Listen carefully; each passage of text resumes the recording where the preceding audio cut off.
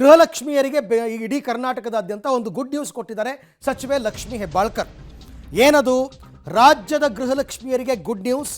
4-5 ದಿನಗಳಲ್ಲಿ ಗೃಹಲಕ್ಷ್ಮಿ ಹಣ ನಿಮ್ಮ ಖಾತೆಗೆ ಜಮೆಯಾಗುತ್ತೆ. ಇವತ್ತೇ ಅಂತ ಹೇಳಿದ್ರಪ್ಪ, ಮತ್ತು 4-5 ದಿನಕ್ಕೆ ಹೋಯ್ತಾ? ಇವತ್ತೇ ಹಾಕ್ತಾರೆ ಮೊದಲನೇ ಕಂತು ನವೆಂಬರ್ ತಿಂಗಳದು ಅಂತ ಹೇಳಿದರು.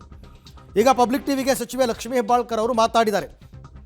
ತಾಲೂಕು ಪಂಚಾಯಿತಿ ಮೂಲಕ ಫಲಾನುಭವಿಗಳ ಖಾತೆಗಳಿಗೆ ಹಣ ಅಂತೆ 2 ತಿಂಗಳ 2 ಕಂತಿನ ಹಣವನ್ನು ನೀಡೋದಕ್ಕೆ ಸೂಚಿಸಿದ್ದೇನೆ ಅಂತ ಪಬ್ಲಿಕ್ ಟಿವಿಗೆ ಸಚಿವೆ ಲಕ್ಷ್ಮಿ ಹೆಬ್ಬಾಳ್ಕರ್ ಅವರು ಹೇಳಿಕೆಯನ್ನು ಕೊಟ್ಟಿದ್ದಾರೆ.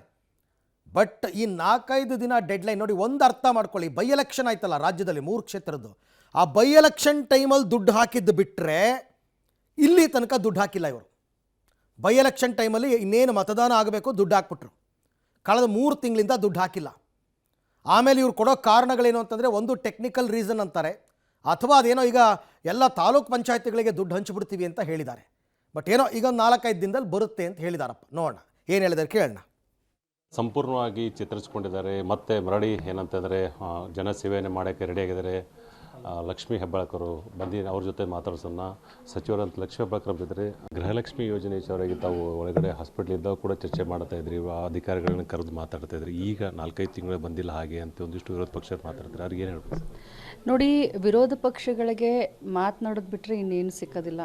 ಮೊದಲನೇದಾಗಿ ಗ್ಯಾರಂಟಿಗಳನ್ನ ನಾವು ಘೋಷಣೆ ಮಾಡಿದಾಗ ಕರ್ನಾಟಕ ರಾಜ್ಯ ದಿವಾಳಿ ಆಗುತ್ತೆ, ಗ್ಯಾರಂಟಿಗಳನ್ನ ಅನುಷ್ಠಾನ ಮಾಡಲಿಕ್ಕೆ ಆಗೋದಿಲ್ಲ ಅಂತ ಹೇಳಿದರು. ಅನುಷ್ಠಾನ ಮಾಡಿ ಆದಮೇಲೆ ಇನ್ನೊಂದು ಭಾಷೆನ ಹೇಳಿದರು.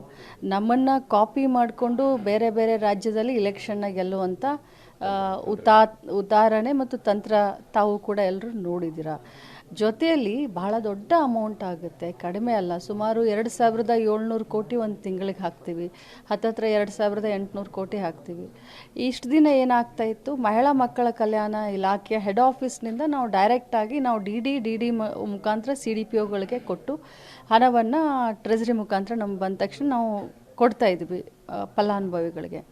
ಆದರೆ ಈಗ ತಾಲೂಕ್ ಪಂಚಾಯತ್ ಮುಖಾಂತರ ಈ ಒಂದು ಗೃಹಲಕ್ಷ್ಮಿ ಹಣವನ್ನು ಇನ್ನೂ ಸರಳವಾಗಲಿ ಅಂತ ಹೇಳಿ ಮಾಡಿದ್ವಿ. ನಮ್ಮ CDPOಗೆ ಬರುತ್ತೆ, ದೆನ್ ತಾಲೂಕ್ ಪಂಚಾಯತ್ಗೆ ಹೋಗಿ ಅಲ್ಲಿಂದ ಹಣ ವಿಲೇವಾರಿ ಆಗಲಿಕ್ಕೆ ಸ್ವಲ್ಪ ಡಿಲೇ ಆಯಿತು.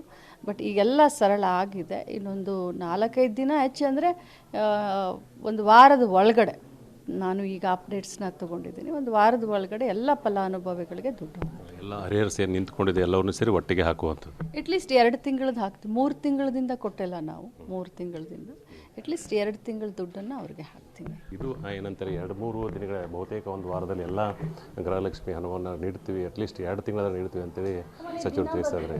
ಕ್ಯಾಮ್ರಾ ಪರ್ಸನ್ ಸುನಿಲ್ ಜೊತೆ ದಿಲೀಪ್ ಪುರಂದಡೆ, ಪಬ್ಲಿಕ್ ಟಿವಿ, ಬೆಳಗಾವಿ.